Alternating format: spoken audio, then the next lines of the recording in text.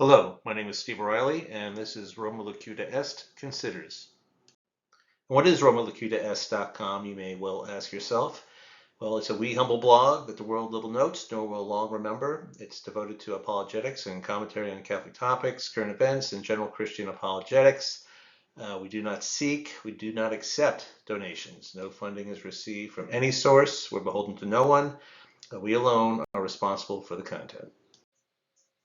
Okay, this is episode 11 of Roma Locuta Est Considers.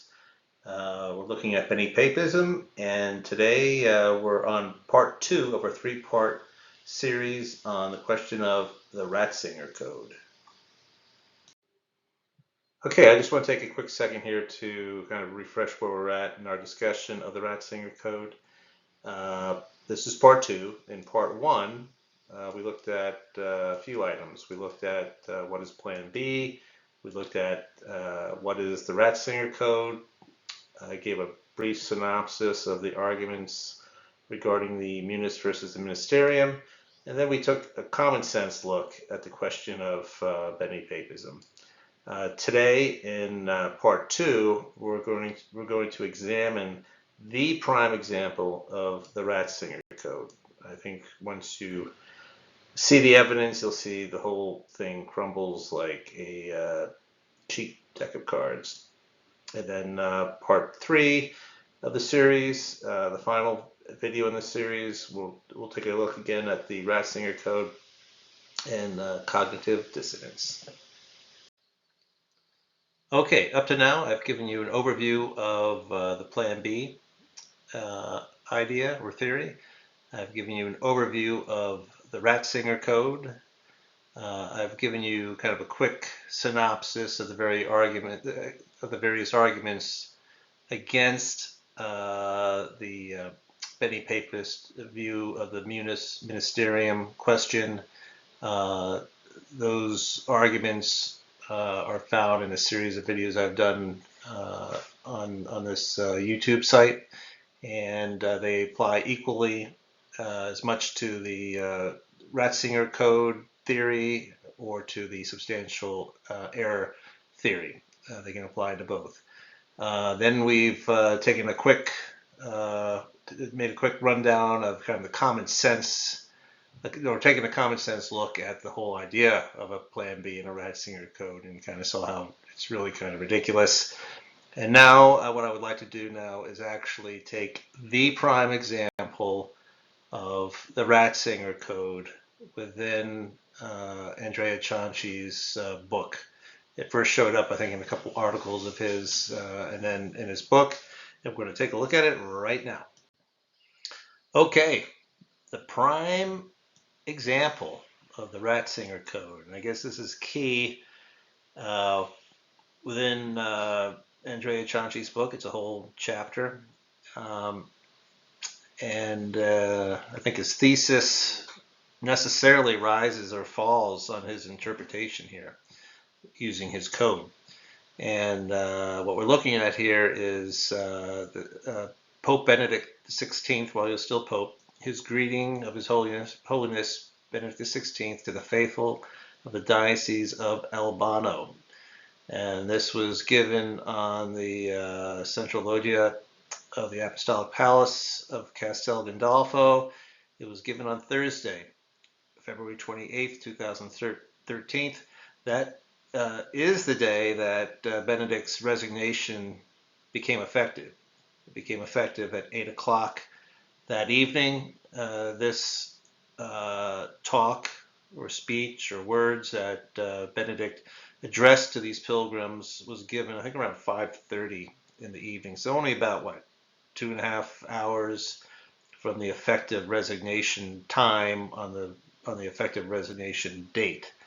So in it, Benedict, I'll just go through it quickly here because I'm happy to be with you, surrounded by the beauty of creation and your kindness, which does me so much good. Thank you for your friendship and your affection. You know this day is different for me from the preceding ones. And then here's the punchline. That's what Benedict says, 2.5 hours before his effective resignation. I am no longer the supreme pontiff of the Catholic Church. or I will be until 8 p.m. this evening, and then no longer. Then it goes on where he talks about being a pilgrim and so forth. But that's the key part there. I am no longer the supreme pontiff of the Catholic Church, or I will be until 8 p.m. this evening, and then no longer. So that's an amazing hurdle for Benepapists to come over, because here you have, they've tried different things, saying, well, immunus means this and this and that, but, or maybe Benedict made a mistake or this or that. The substantial errorist, Mark Doherty, he just says this is a plain outright contradiction of Benedict's last audience from the day before. So that's how those who believe the substantial error theory seem to explain this away. That it's just a contradiction. So they don't even try to see if there's any kind of consistency. And this is one of the things I talked about in one of my earlier videos on this topic. But Chauncey has a different take on this, and what he points out is, okay, well, if you look at the video, the actual words he used here for Supreme Pontiff, now Supreme Pontiff in Italian is Sommo Pontifice. But if you watch the video, and in it says Pontifice Sommo. It's reversed. Benedict inverted the order. And so let's take a look at the translation. I think that's found in Chauncey's book. Okay, on the prior slide, I showed you the English translation of Benedict's words at Castel Gandolfo to the pilgrims of Albano. And but here I have the translation that Chauncey had made. Well, this is the English translation, so the English translators of Chauncey's book, but confident it's an accurate one. That the English translation I showed you had used the words Supreme Pontiff, which to the English ear sounds very normal, but the actual Italian that was used is this. Well, I'm reading out here in English. So here's again Benedict saying, this day of mine is different from the previous ones, and then here's the key part right here. I am no longer Pontifice Sommo, which as a literal direct translation is Pontiff Supreme. So again, that's inverting what we in English would sound normal as Supreme Pontiff. It's actually Pontiff Supreme. So he's saying, I'm no longer Pontifice Sommo of the Catholic Church. Until 8 o'clock in the evening I still am, but then no longer. So what Chauncey is picking out here is saying, Benedict is using Pontifice Sommo and not Sommo Pontifice, which would be direct literal translation of Supreme Pontiff. Sommo Pontifice, Supreme Pontiff. Pontifice Sommo, Pontiff Supreme. So he's saying that means something. That change or the inverting of the words means something. So let's go on and see how Chauncey treats that.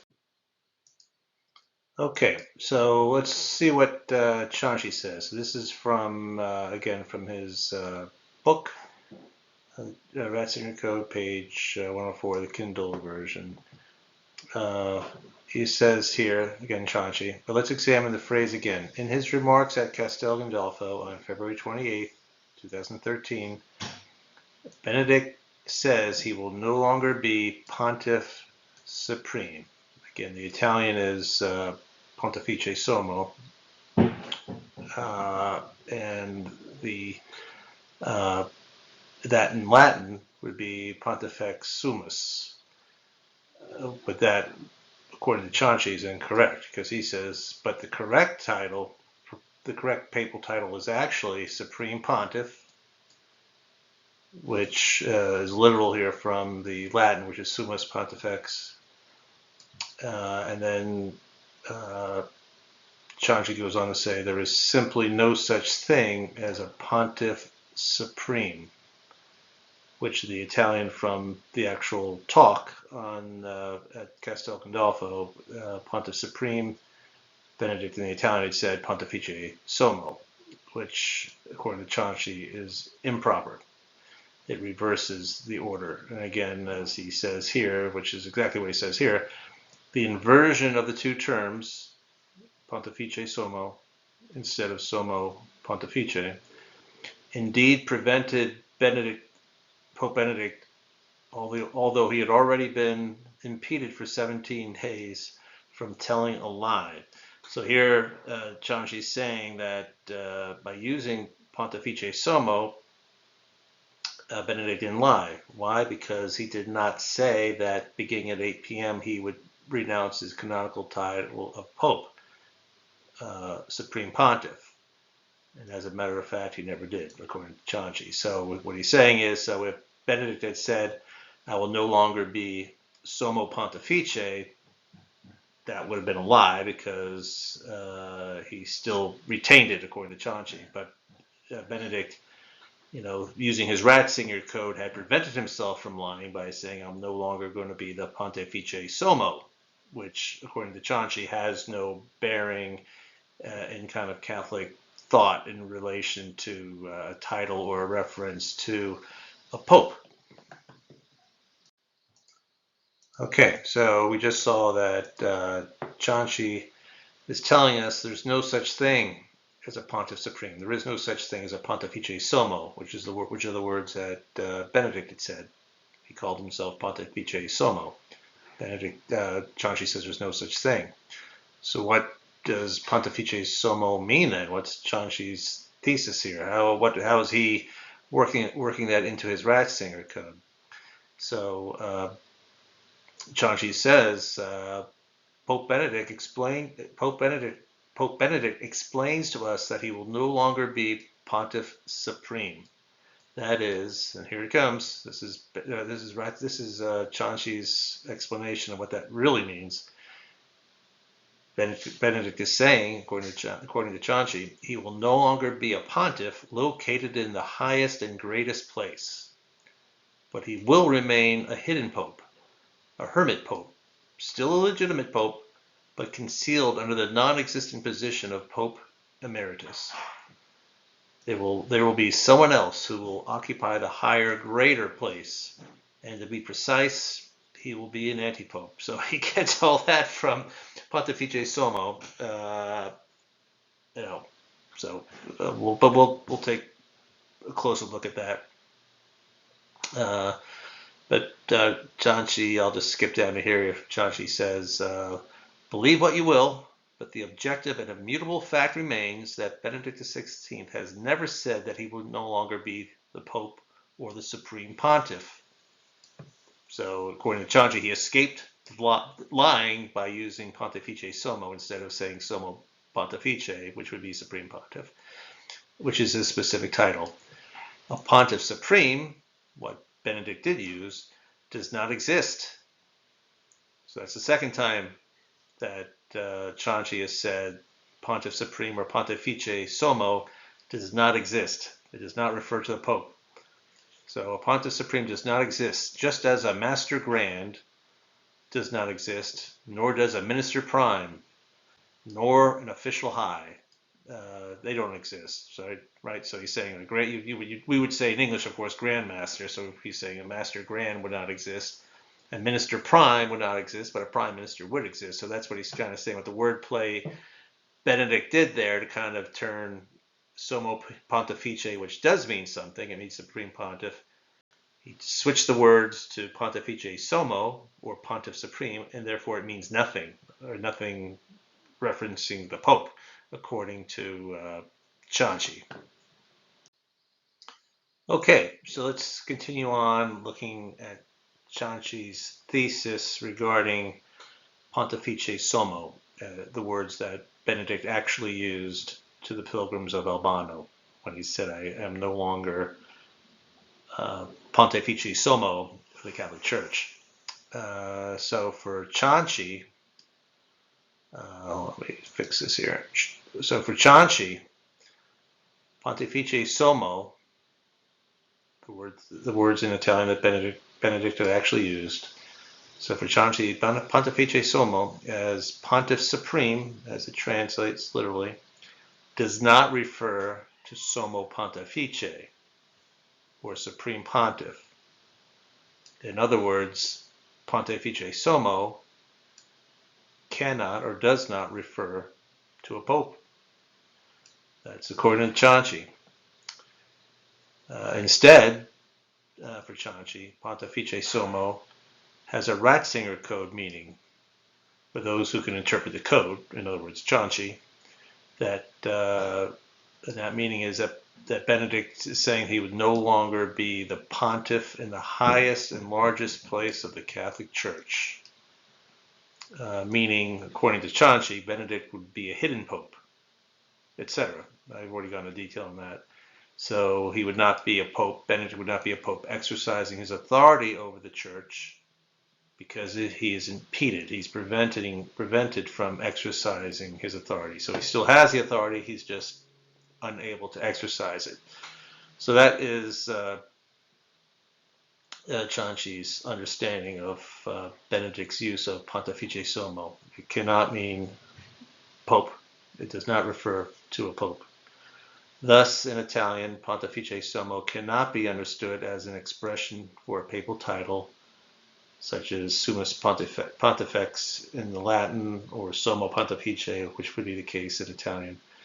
As Cianci said in his book, I said basically in two different places. I've already quoted them exactly, but he basically said, or did say, Pontifice Sommo does not exist. It does not exist. There is no reference to Pontifice Sommo as a pope. Now, what does this mean, though?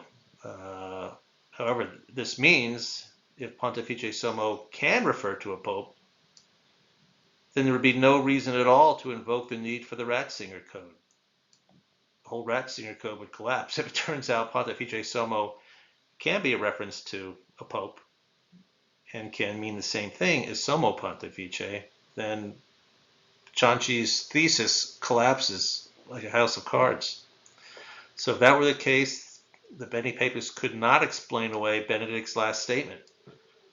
I will no longer be Supreme Pontiff of the Catholic Church. So if I will no longer be Pontifice Sommo equals the same thing as Sommo Pontifice, or can reference the same thing, then Benedict in saying I will no longer be the Supreme Pontiff of the Catholic Church blows up the entire Ratzinger Code thesis completely.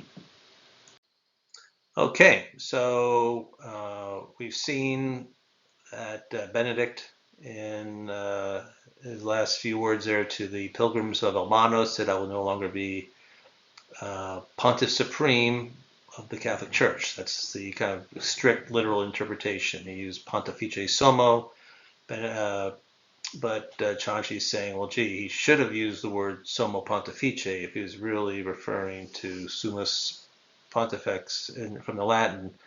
So therefore, according to Cianci, Benedict is not referring to the papacy. In fact, he's saying Pontifice Sommo is not a reference to a pope or the papacy. So let's examine whether or not that's true or not. Whether or not Pontifice Sommo can in fact be a reference to the papacy or to a pope.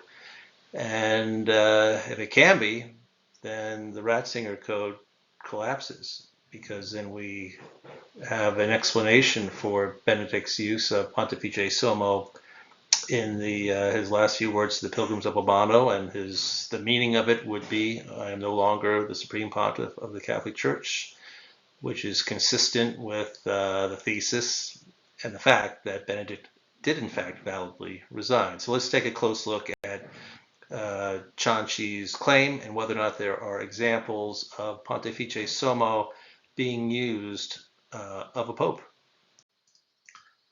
Okay, All right, so here we're going to look and see if we have any examples of Pontifice Sommo. So, we'll take here example 1. This is from an Italian website, sapere.italia, or IT. We're looking at an encyclopedia entry for the Italian word Pontifice. And we're looking here at the second entry underneath that.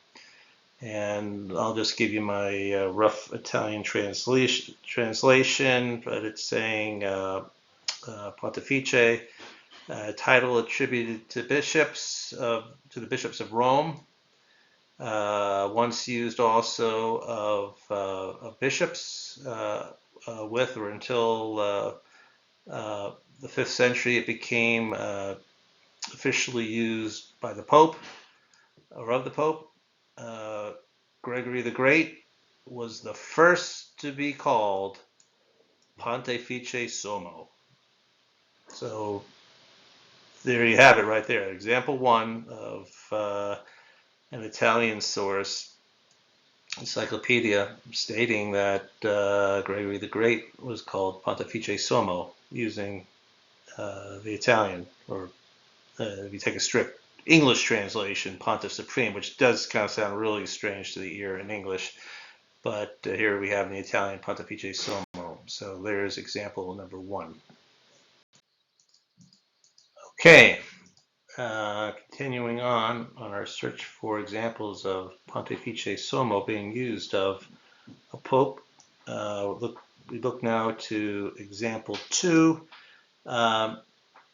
I have found this in a little collection of pamphlets online. You can find the sourcing where I got it, and you can go there and look for yourself where I found it as well.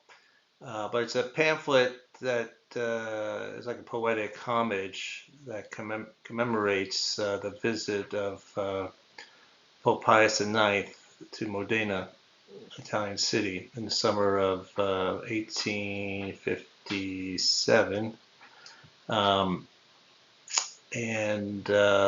So in July 1857, so it's in commemoration when, in July of 1857, La Santità del Pontifice Sommo, again Pontifice Sommo, Papa Pio IX, ratificava di sua sacra augusta presenza la città di Modena, which roughly translates to when in July 1857, the holiness of the Supreme Pontiff, Pontifice Sommo, Pope Pius IX, by his sacred and august presence made joyous the city of Modena.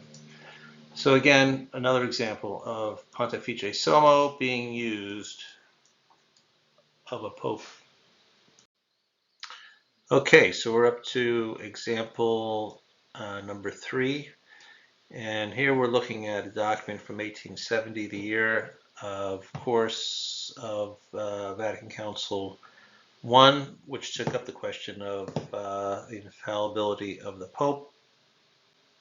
And this document is written by Bishop Vescovo Tommaso Michele Solzano.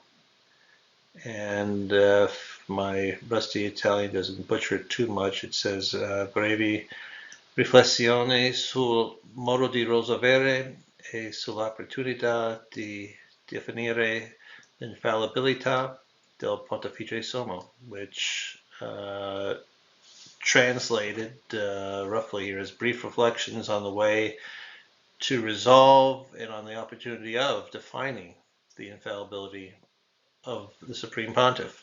But here, of course, important to our discussion of the Ratzinger Code is that Pontifice Sommo is the word or the phrase used for the Pope, something that Andrea Cianci had formerly assured us does not exist. But we're up to example number 3. So let's continue on. Okay, continuing on, this is the same document from the last slide, by Bishop Solzano on the infallibility of the Pope.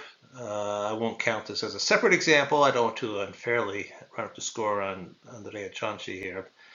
But here's another reference, and this document's probably about what, 10 to 12 pages long, and this usage is found throughout it, the Pontifice Sommo. I'll just read this first one. I hope I don't butcher it too bad with my Italian pronunciation. It's been a long time. L'infallibilità del Pontifice Sommo, come capo editore della Chiesa Universale, ribadita da ogni sorta argomenti e creduta fin dai primordi della Chiesa, è vicina ad essere definita come dogma di fede. So, again, translated with my rusty Italian, is the infallibility of the Supreme Pontiff, but again, it uses Pontifice Sommo, so if you want a direct word-for-word translation, it says the infallibility of the Pontiff Supreme as head and doctor of the Universal Church, as reiterated by each or every sort of argument and believed from the earliest time of the Church, is near to being defined as a dogma of the faith, or of faith. So again, so here we have Pontifice Sommo. I have a whole bunch of other slides like this one. I'm not going to read through them all, but I'll just page through them just to show that they're there. Okay, like I said, I'm just going to kind of page through these, but here's an example right here, Pontifice Sommo. Okay, and then here's another example, and here actually I Pontifici Sommi is the plural. So just real quickly to the direct literal, word for word translation, I guess, kind of wooden word for word, to the Pontiff Supremes. It has always belonged either to define the dogmas of the faith against the errors that arose in the Church, and then it just goes on, but the point is right there, you just saw it, that Pontifici Sommi is the plural. So let's see what other examples we have here. Okay, here on page 8 of the document, again, just real quickly, another example, speaking of the same Pontifice Sommo. Again, what Cianci said doesn't exist, does. Here is another example, page 10 of the document, and again, here's a usage in the plural, I Pontifici Sommi, in their definitions, and it goes on. But anyway, let's see. There's a few more examples here. Okay, another example down here. Proclamare concilio il dogma della infallibilità del Pontifice Sommo e dunque provvedere ad un male delle moderne società. So to proclaiming in council the dogma of the infallibility of the Pontiff Supreme, to do it literally, is to make a provision against an evil in modern society. So again, the key takeaway is the use of Pontifice Sommo. And here I think is page 12. This I think is our last example here. I'll just show is again the Il Pontifice Sommo, the Pontiff Supreme. Again, something that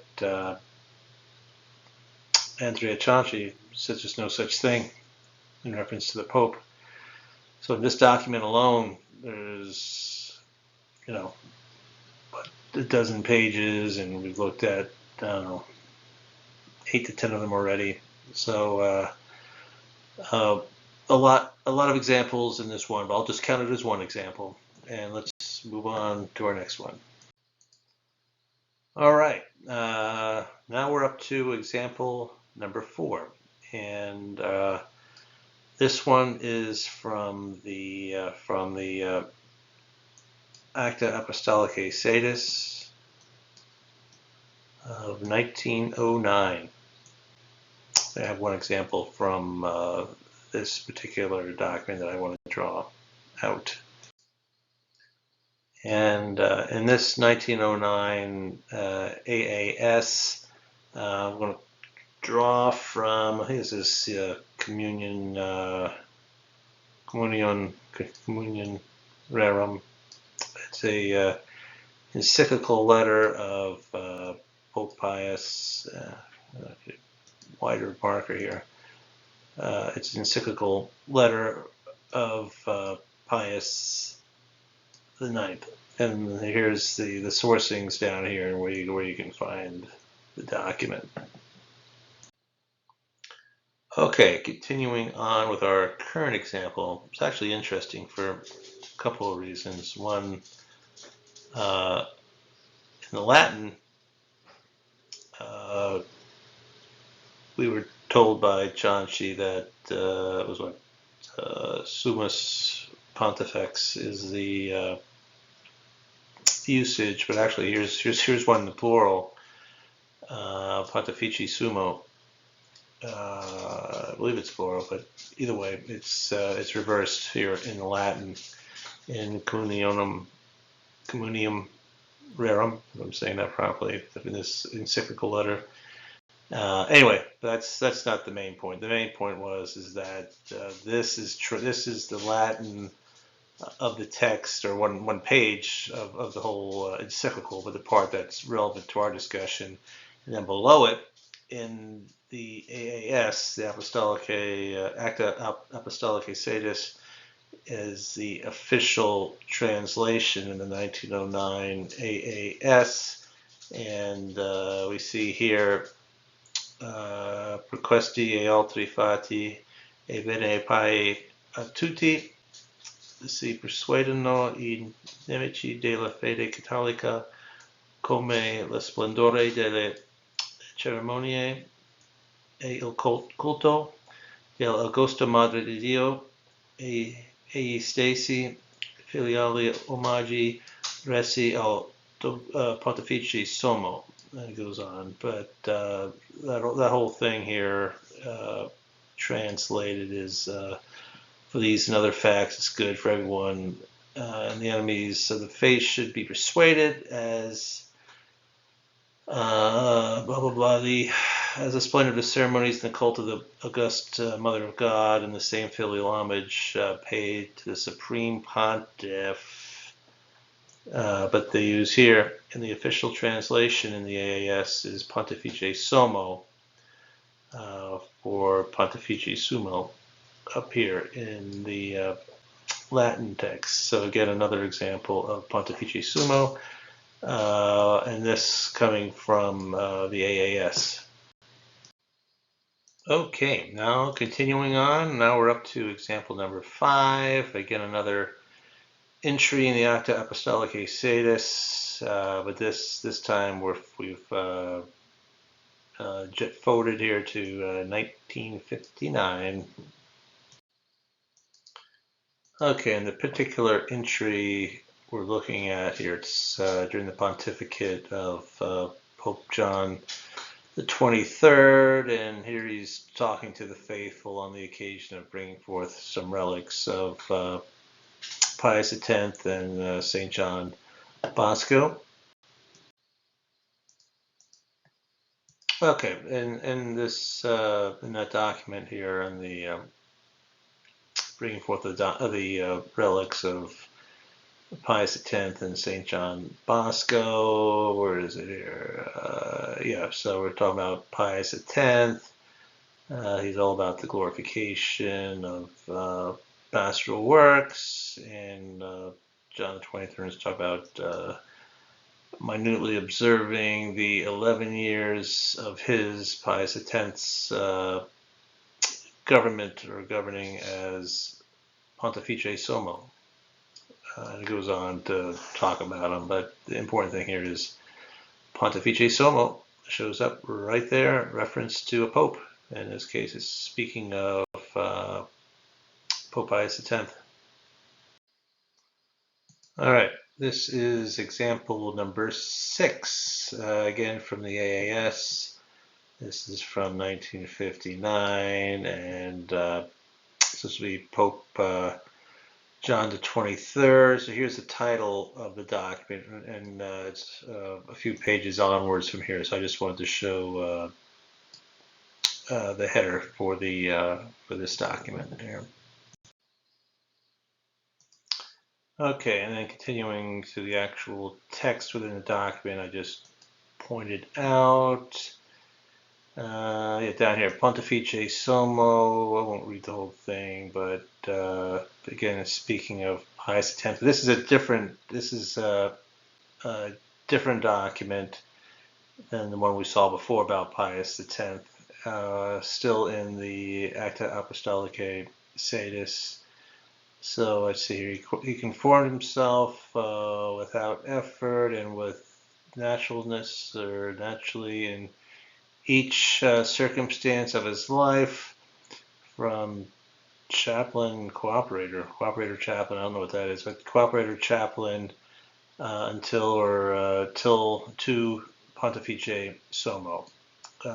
So from when he was a chaplain to when he was Pope, Pontifice Sommo. There it is, yet another another example.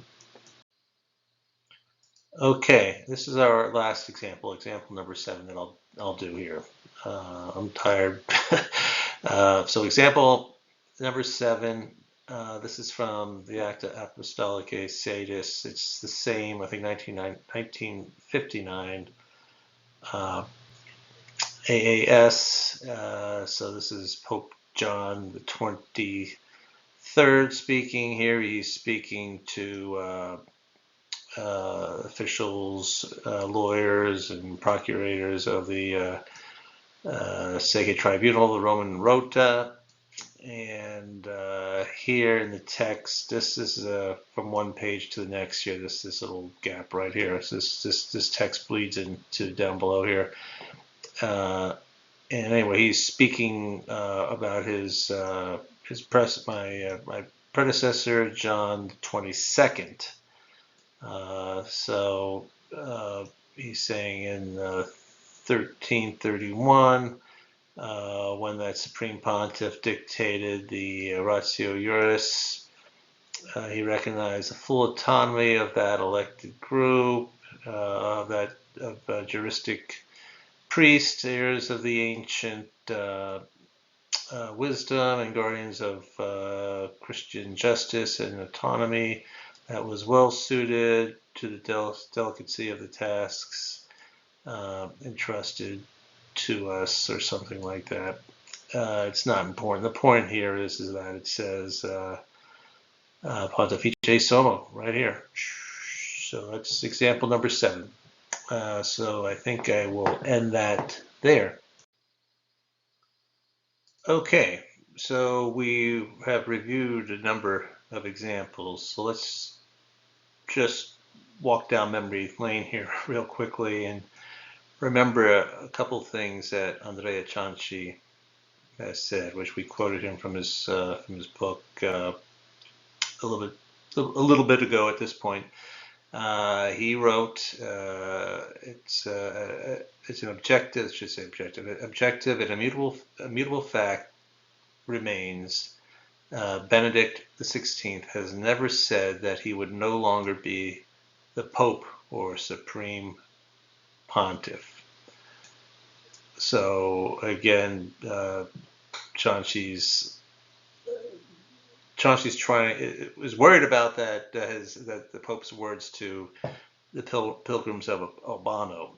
If the Pope had said, as like the English I gave you, if he had said, "I am no longer the Supreme Pontiff of the Catholic Church," that's devastating to the Benepapist cause, whether or not you believe in substantial error theory, or you believe in the whole Plan B Ratzinger Code self-impedist theory that Benedict meant to maintain or retain the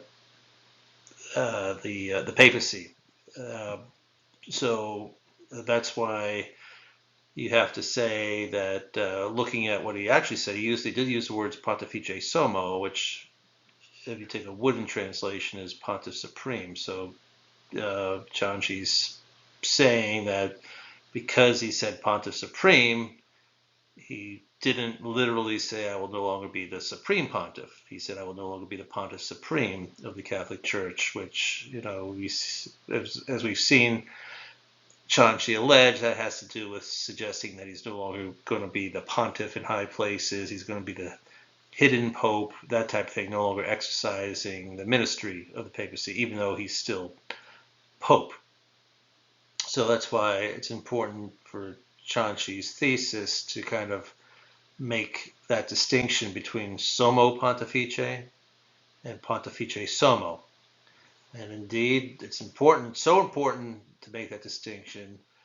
Chanchi had said in his book, he said, there is simply no such thing as a Pontiff Supreme. In the Italian, that's the English translation of his book. But he said there's no such thing as a Pontifice Sommo. He said that. There's no ifs, ands, or buts about that. And also he said near there in the book as well, and he's also said that a Pontifice Sommo, or Pontiff Supreme, or Pontifice Sommo, does not exist. So it can't be clearer than that. Andrea Chanchi is not hedging his bets here. There's no such thing as a Pontifice Sommo. I think folks at home, I think that's clear.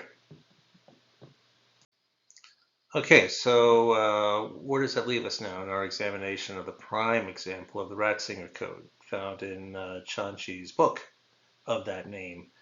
Well, a kind of a brief search of sources dating back to 1857 provided many examples of the Italian phrase or words Pontifice Sommo being used as a reference to the Pope. That's unmistakable. We looked there are a number of examples in the AAS. We found a theological work, I think dating back to 1870, talking about on the infallibility of the Pope. And then there was, again, the papal talks or elocutions in the AAS. And then that pamphlet, I think we found back to 1857 itself. So there are, I think, in total 7 examples. I would wager that there are more than that. Whether or not it's the most common usage, I leave that to native Italian speakers and Italian scholars who are historians to determine that. I have no clue. I am neither of those things. I'm not a native Italian speaker, and I am not a church historian. So, but I would imagine there would be more usages could be found than what I found in my kind of cursory search. But the point is, therefore, Pontifice Sommo, common or not, is not some meaningless phrase. It is false and erroneous to say, as Chanchi says, a Pontifice Sommo does not exist. He's just dead wrong. That's not true. Therefore, in saying he would no longer be Pontifice Sommo della Chiesa Cattolica to the pilgrims of Albano, Benedict XVI was not using any sort of code. Pontifice Sommo, we know its meaning. We've seen it. Pontifice Sommo has historical and theological meaning, and it refers, within the context of the Catholic faith, to the Pope. In other words, to the Supreme Pontiff. That meaning is clear. So therefore, at Albano, again, Benedict said he would, if we translate Pontifice Sommo into English, knowing that it does refer to the Pope, then we can, in fact, translate Benedict's words to the pilgrims of Albano as saying that he will no longer be the Supreme Pontiff of the Catholic Church. So Therefore, Benedict's use of Pontifice Sommo della Chiesa Cattolica is not some meaningless, bizarre turn of phrase that requires one to open up a box of Cracker Jacks to find one's secret decoder ring to decipher it. Benedict was clearly referring to his office as Supreme Pontiff of the Catholic Church. The attempt to appeal to a Ratzinger Code to deny the clear import of Benedict's words or to assign another meaning to them is both desperate and absurd.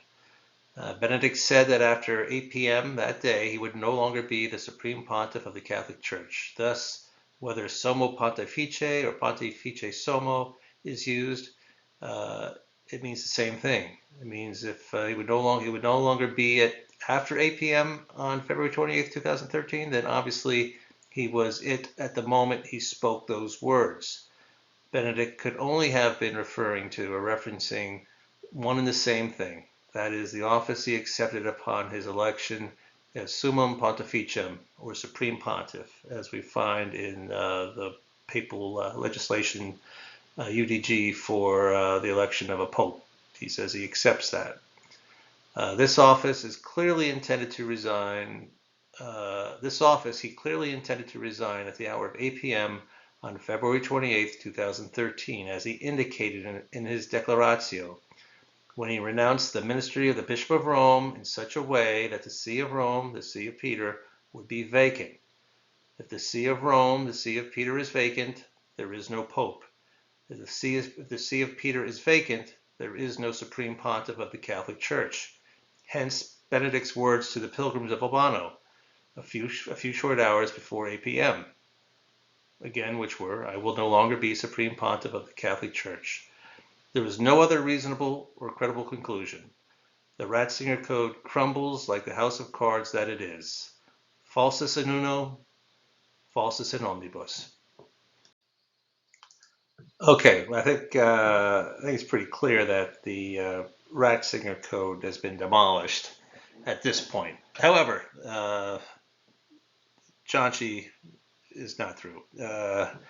I had written a set of articles, or an article called "The Ratzinger Code Don't Believe Your Lying Eyes," and that was picking up on some articles that appeared on Brother Bagnolo's From Rome site, and I think it also picked up an article, or discussed an article that Cianci wrote, and on the Brother Bagnolo stuff. This was about a phone call that Gonswain had taken part in and had made some comments. And I'm actually going to talk about that as almost like an appendix to this video, in this same video. But anyway, my article here elicited a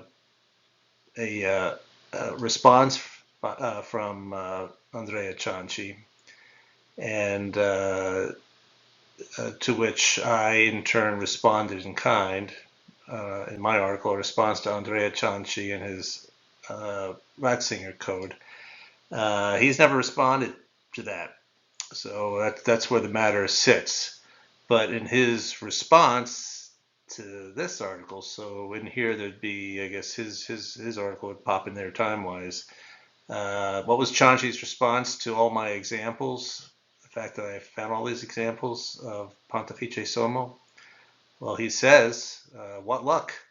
Who knows how much dust O'Reilly had to breathe in while digging up these very rare usages in the nooks of the Vatican archives.